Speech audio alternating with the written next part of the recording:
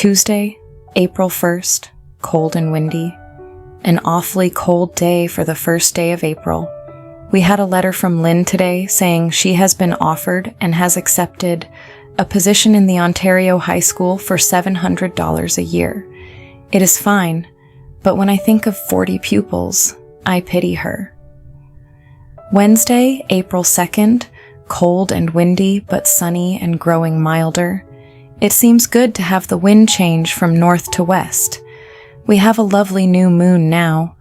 I guess we'll have milder weather now. Mr. McGurn visited my school today.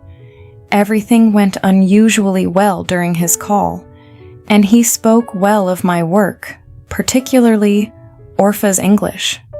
She certainly is a bright little girl. My midi blouse and gloves came today. They are very satisfactory. The blouse is so cute. Thursday, April 3rd, rainy and mild. My white pumps and pink girdle came today. They are simply delightful. I had 2 visitors at school today, Jenny and Helen. They were very well behaved, but since they stayed from 9 until 2:30, it was almost too much of a good thing. Friday, April 4th, mild and partly cloudy. My boudoir slippers came today. They are awfully sweet. I have an invitation from the Potters to spend Sunday, Mrs. P's birthday, with them. I think I shall accept. I plan to go to arcade tomorrow anyway. Saturday, April 5th, warm and mostly sunny. I have been in arcade today at Potter's. Mr. Potter tells me Mr. Stockin has been inquiring of him about me. According to Mr. P's tell, Mr. Stockin would have called here if he had not been obliged to go to Buffalo today. It was just as well that way for Mrs. Potter. Papa and I went to see the photoplay Rebecca of Sunnybrook Farm. It was very good indeed. Mrs. P and I called on Mrs. Cutler today. The photoplay Dorothy saw with her father, Rebecca of Sunnybrook Farm, was a 1917 silent film starring Mary Pickford. It was immensely popular and toured small-town theaters for years. Sunday, April 6th, warm, part rain, and part sunshine.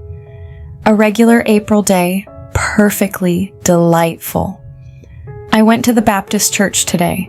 This was Mrs. P's birthday, and we spent a very pleasant Sunday. Parley was here.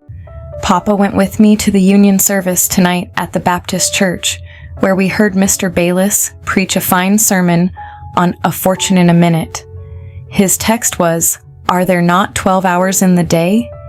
He spoke of the necessity of our taking time for communion with Christ if we want our lives to be truly successful. Monday, April 7th, warm and partly cloudy. I have just returned from a most enjoyable evening. There was a town reception for James Bush, back from the front. There was first a supper, then a program arranged by the Boy Scouts, and then James Bush and Herman Fromholzer spoke on their experiences at the front. Then we danced until after 3 o'clock. I wore my new green and lavender dress and my new black colonial pumps, with which I am entirely satisfied. I had almost every dance and had a thoroughly delightful time. I hate to go to bed and take off my pretty things. Tuesday, April 8th, warm and rainy. The grass is getting a lovely green now as a result of these April showers. Mama's crocus and daffodils are budded. Papa is at Java Lake making a few boxes. I've been pretty sleepy today. Could hardly prop my eyes open long enough to hear classes. I don't feel so sleepy now, but probably shall when I strike the bed, so here goes. During this period, the Java Arcade area was a significant apple-growing region. Before cardboard packaging was available, apples were transported in hand-built wooden crates, often called bushel boxes. Dorothy doesn't explain why her father was making boxes at Java Lake, but it was likely connected to work for a nearby warehouse or mill situated along the water, where materials and produce could be moved more easily. Wednesday, April 9th, warm and partly cloudy, still sleepy. Thought I certainly should have to prop my eyelids up with toothpicks today. Not very early in bed either, for Raymond was up tonight with all his new songs, and I am nearly sung out.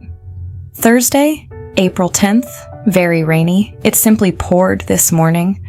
I started school with only 2 pupils, but had 4 before the end of the day. Thomas, my darling, was sick today. Friday, April 11th, rainy and colder. I have been trying to decide what trimming to wear on my Java hat, and as I have grown good and sleepy thinking about it, without reaching any definite decision, I guess I'll see what sleeping on it will do. Saturday, April 12th, rainy and cold. At last I have slept all I want to, and feel caught up. I slept until nearly noon, and then did my share of the Saturday's work and washed my hair. Then, according to my agreement with Cousin Raymond, I went to Aunt Eva's, sang all the songs again, and had supper. I wore my new voile waist for the first time. I have just about decided on my hat trimming. Dorothy keeps up with the fashions of the era, ordering the latest styles in clothing trends from a mail-order catalog. The midi blouse is a sailor-collared blouse, deriving its name from midshipman. It was quite popular at the time. Only having 2 to 4 pupils on a rainy day was typical for small towns where children often stayed home to help on the farm or because of muddy roads. Sunday, April 13th, chilly and partly cloudy, clearing at night. Today was the usual round of church services, which I always enjoy.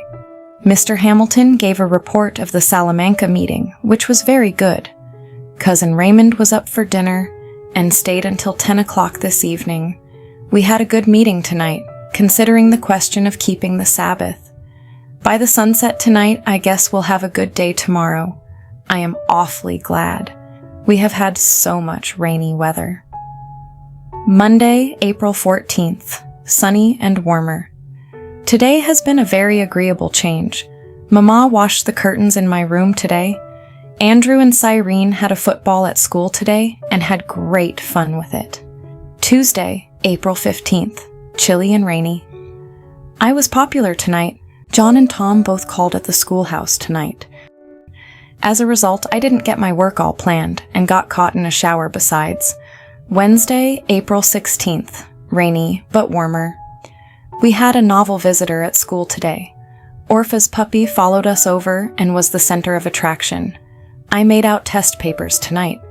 Got along fine and am not tired at all. Thursday, April 17th, warmer and partly cloudy. Papa came from Java Lake today and stopped at the schoolhouse a few minutes. He was favorably impressed with my Thomas. Friday, April 18th, cold, but clearing at night. George Judson visited school today. The boys say he is coming there next year. I guess I'll stick for $15 all right. Papa went to arcade tonight. My white kid belt came. It is lovely. Lillian called a while this evening. Papa took out the stove before he went away. Dorothy's remark that she would stick for $15 reflects the typical monthly or bi-weekly pay for a female district teacher at the time. Saturday, April 19th, warm and very clear. This seems more like spring. Mama has been trying to coax a little house rose to blossom for Easter, but I have an idea it's in vain. I retrimmed my Panama. It looks fine. Ruth Hamilton called this afternoon. Mama called at Hamilton's this evening. Sunday, April 20th, cloudy and warmer with rain. The Easter services were very beautiful indeed. The pageant, the building of the Holy City, was particularly good.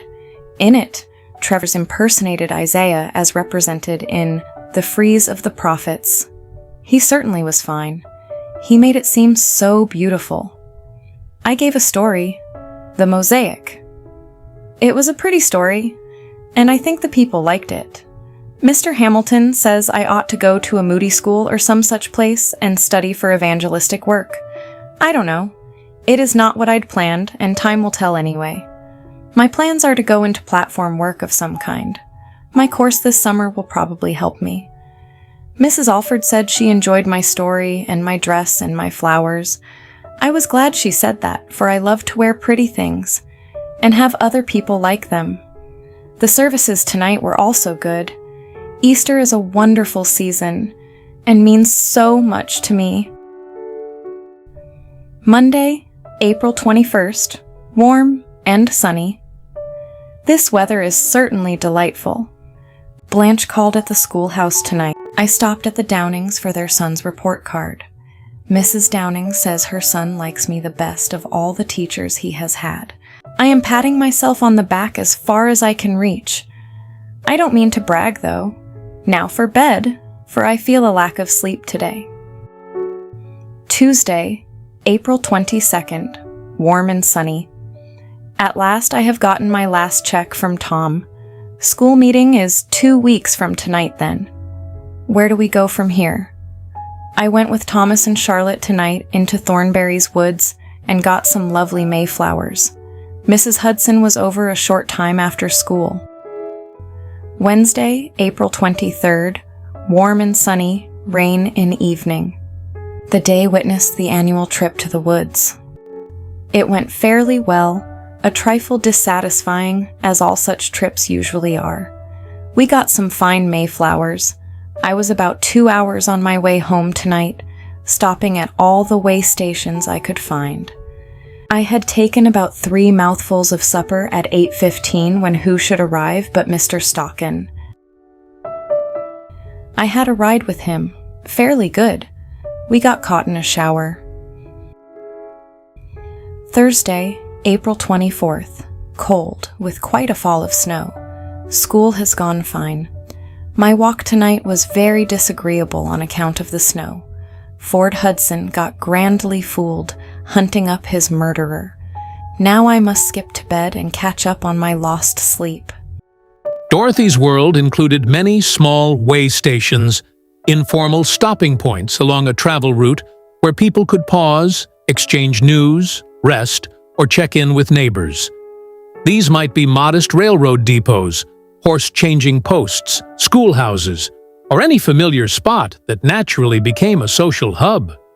Because Dorothy was deeply connected to her community and loved to visit, she stopped at every one she came across. By the time she finally sat down to eat her dinner, the man who had been asking after her at Mr. Potter's arrived and took her out for a ride.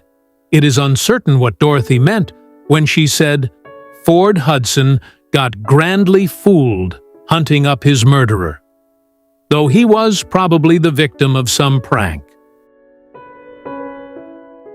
Friday, April 25th, very cold and snowy. Such a blizzard as I have never before seen in April. I suppose while I am writing, the youngsters of Couriers are dancing down in the hall. As for me, I wasn't anxious to go. It's a night to stay by the Ingleside. Saturday, April 26th, clearer but still chilly. I spent the day in arcade today. I stayed in the station and wrote a number of letters. I called at Hamilton's this evening and had a delightful time. Sunday, April 27th, clear and warmer. Mr. Hamilton preached his last sermon. The church had a business meeting tonight and expect we can supply our pulpit with a young minister. I hope he will be the man for the place and will be successful here. Monday, April 28th, chilly, rainy, and foggy. I finished up my letter to Lynn tonight and wrote to the Futters. Mr. Futter has broken his arm. Mr. Horace Bush is dead. The funeral is Wednesday. Tuesday, April 29th, warmer and sunny. I had an especially busy day at school, for Andrew and Cyrenus went to arcade to see the Whippet tank, which is passing through these parts now. I shortened my tan dress, but think I haven't it even. The Whippet tank was one of the most famous tanks of World War I. After the war, these tanks were sent on victory loan tours across the country. For it to come rolling into a small town like Java would have been a huge attraction. Most locals had only ever seen simple machines like tractors or Model T cars, So an armored war vehicle arriving in person would have been a rare and unforgettable sight. Wednesday, April 30th. Warmer and sunny. Mr. Bush was buried here today. I sent for our rugs and my taffeta petticoat tonight. My white kid shoes, pumps, and pink linen dress came today.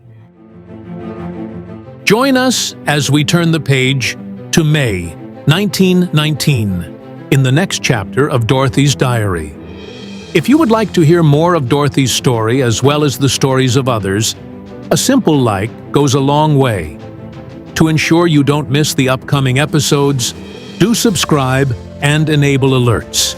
We'll see you next time as we share these cherished tablets of the heart.